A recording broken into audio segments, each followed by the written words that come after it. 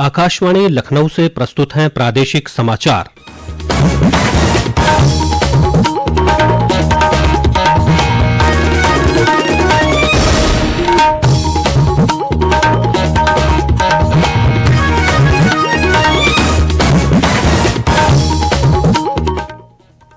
मुख्य समाचार। प्रधानमंत्री नरेंद्र मोदी की अध्यक्षता में केंद्रीय मंत्रिमंडल ने आज एक राष्ट्र एक चुनाव से संबंधित उच्च स्तरीय समिति की सिफारिशों को दी मंजूरी। केंद्रीय वित्त मंत्री निर्मला सीतारमण ने आज एनपीएस वात्सल्य योजना का किया शुभारंभ। प्रदेश के 6 जनपदों में बच्चों को पहले दिन जारी किए गए पैन कार्ड। मुख्यमंत्री योगी आदित्यनाथ ने आज गाजियाबाद में 757 करोड़ रुपए की 111 विकास परियोजनाओं का किया लोकार्पण और शिलान्यास। और प्रदेश के 24 जनपद बाढ़ की चपेट में 5.5 लाख से अधिक लोग प्रभावित।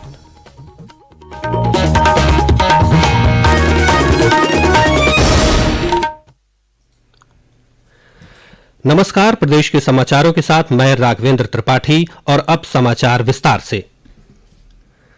सरकार ने देश भर में एक साथ चुनाव कराने के लिए एक राष्ट्र एक चुनाव के लिए गठित उच्च स्तरीय समिति की सिफारिशों को स्वीकार कर लिया है। प्रधानमंत्री नरेंद्र मोदी की अध्यक्षता में केंद्रीय मंत्रिमंडल के फैसलों की नई दिल्ली में जानकारी देते हुए सूचना और प्रसारण मंत्री अश्विनी वैष्णव ने कहा कि पूर्व राष्ट्रपति रामनाथ कोविंद की अध्यक्षता में गठित समिति ने राजनीतिक दलों और विशेषज्ञों सहित हितधारकों के साथ व्यापक विचार विमर्श किया। उन्होंने कहा कि इसे 2 चरणों में लागू किया जाएगा। श्री वैष्णव ने कहा कि पहले चरण में लोकसभा और विधानसभा चुनाव एक साथ होंगे, जबकि पंचायत और नगर पालिकाओं जैसे स्थानीय निकाय चुनाव आम चुनाव के 100 दिनों के भीतर कराए जाएंगे। श्री वैष्णव ने बताया कि सरकार ने रबी सीजन 2024-25 के लिए फास्फेट और पोटाश उर्वरकों पर पोषण आधारित सब्सिडी को भी स्वीकृति दी है। इस पर 24,000 करोड़ रुपए से अधिक का व्यय होगा। उन्होंने कहा कि सरकार ने किसानों को उनकी उपज का लाभकारी मूल्य उपलब्ध कराने और आवश्यक वस्तुओं की कीमतों में उतार चढ़ाव पर नियंत्रण के लिए प्रधानमंत्री अन्नदाता आय संरक्षण योजना को जारी रखने को भी मंजूरी दी है। प्रदेश के किसानों ने केंद्रीय मंत्रिमंडल के फैसलों का स्वागत किया है। सुल्तानपुर जिले के बल्दी राय तहसील के नदौली गांव के किसान जमील अहमद ने प्रधानमंत्री का आभार जताते हुए कहा कि पीएम आशा योजना से किसानों को काफी फायदा मिलेगा। प्रधानमंत्री का यह बहुत अच्छा कदम है। माननीय प्रधानमंत्री जी किसान के लिए बहुत सोचते हैं। पीएम आशा योजना जो है 35,000 करोड़ एक साल में अगर व्यय कर रहे हैं। दूसरी बात, इसमें शुद्धिकरण के लिए भी है कि किसानों का रेट भी अच्छा मिलेगा और नुकसान होगा तो उसका भी सरकार उस पर देखरेख रखेगी और बाजार पे उतार चढ़ाव जो होता है उससे सरकार नहीं होगा। हम तो कहते हैं प्रधानमंत्री जी का बहुत अच्छा कदम है। और चाहे किसान सम्मान निधि हो, चाहे नलकूप का जो है बिजली बिल हुआ, ये सब किसानों के हित में ही देख रहा हूँ मैं। बरेली के किसान आकिब अहमद ने सरकार के उर्वरकों पर पोषण आधारित सब्सिडी का स्वागत करते हुए कहा कि इससे किसानों को काफी सहायता मिलेगी। केंद्र सरकार ने कैबिनेट की बैठक में जो उर्वरक व सब्सिडी देने की बात की है, सरकार की इस पहल से किसानों को रियायती, किफायती और उचित मूल्य पर उर्वरक मिल जाएंगे। इससे हमें बहुत फायदे होंगे। हम सरकार को धन्यवाद करते हैं। केंद्रीय वित्त मंत्री निर्मला सीतारमण ने आज एनपीएस वात्सल्य योजना का शुभारंभ किया। प्रदेश के 6 जनपदों समेत 75 स्थानों पर इस योजना के शुभारंभ का कार्यक्रम आयोजित किया गया। प्रदेश की राजधानी लखनऊ समेत अयोध्या, सहारनपुर, लखीमपुर खीरी, देवरिया और संभल में आयोजित कार्यक्रम में बच्चों को योजना से जोड़ा गया।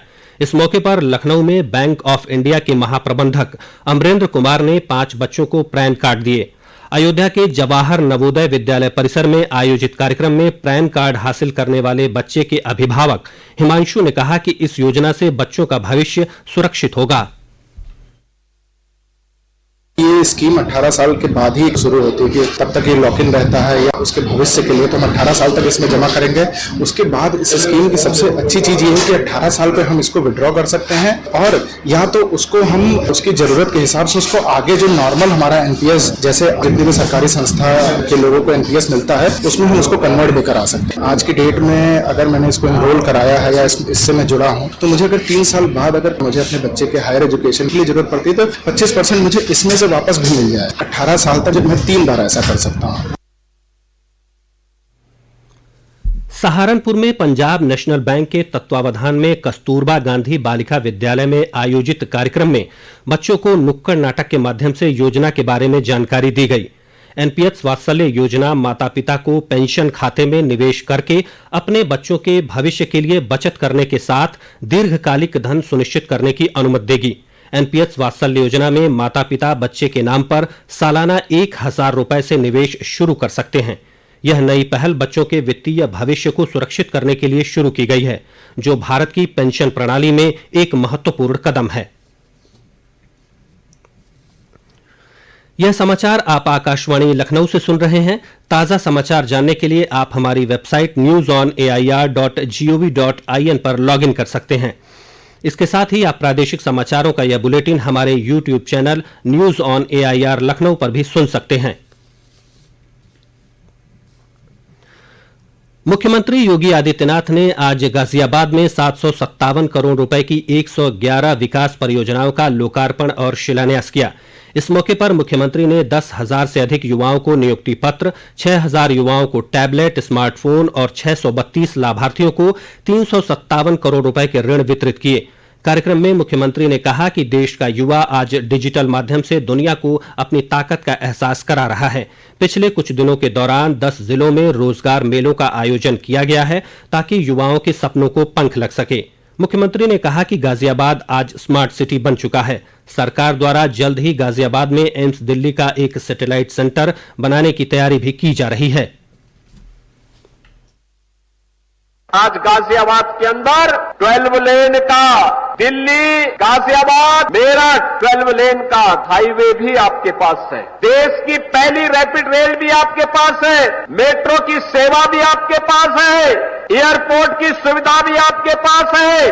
और अभी तो हम लोग गाजियाबाद में एम्स दिल्ली के एक सैटेलाइट सेंटर की भी तैयारी करने जा रहे हैं। यहां पर गाजियाबाद में एम्स की स्वास्थ्य सुविधाएं इसी गाजियाबाद में प्राप्त होंगी। इसके लिए हम लोग अपने प्रस्ताव को आगे बढ़ा चुके हैं। बहनों और भाइयों, आज गाजियाबाद उत्तर प्रदेश का पोटेंशियल बनता जा रहा है।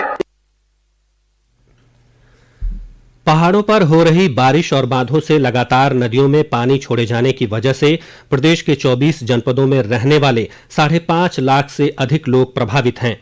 गंगा नदी बदायूं, फर्रुखाबाद, गाजीपुर और बलिया, घाघरा नदी बाराबंकी, अयोध्या और तुर्तीपार में खतरे के निशान को पार कर गई है। वहीं गंगा नदी कन्नौज, कानपुर देहात और कानपुर नगर में खतरे के निशान से महज आधा मीटर नीचे है। नदी के बढ़ते जलस्तर के कारण वाराणसी, प्रयागराज में नाव के संचालन पर भी रोक लगा दी गई है।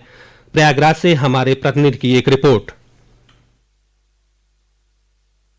प्रयागराज में पिछले 5 दिनों से गंगा और यमुना नदी के जलस्तर में हुई वृद्धि से प्रयागराज के 1 दर्जन से अधिक मोहल्लों में बाढ़ की स्थिति बनी है। साथ ही 100 से अधिक गांव इससे प्रभावित हैं। बाढ़ के मद्देनजर कक्षा 1 से लेकर 8 तक के सभी बोर्ड के स्कूल आज 18 सितंबर को बंद रखा गया है। बाढ़ की स्थिति से निपटने के लिए जिला प्रशासन के द्वारा सभी बाढ़ग्रस्त इलाकों में सुरक्षा के व्यापक इंतजाम किए गए हैं। सभी क्षेत्रों में जल पुलिस और एनडीआरएफ की टीम तैनात की गई है। बाढ़ से प्रभावित लोगों के लिए शहर और ग्रामीण दोनों इलाकों में कुल 7 जगहों पर अस्थायी कैंप और शरणालय बनाए गए हैं, जहां पर 2000 से अधिक लोग शरण लिए हुए हैं। खतरे के निशान से गंगा और यमुना का जल 1 मीटर नीचे है। प्रयागराज में खतरे का निशान 84.7 मीटर है। प्रवीण मिश्र, आकाशवाणी समाचार, प्रयागराज। बहराइच में भेड़ियों के झुंड का आखिरी भेड़िया कल रात वन विभाग के ड्रोन कैमरे में कैद हुआ।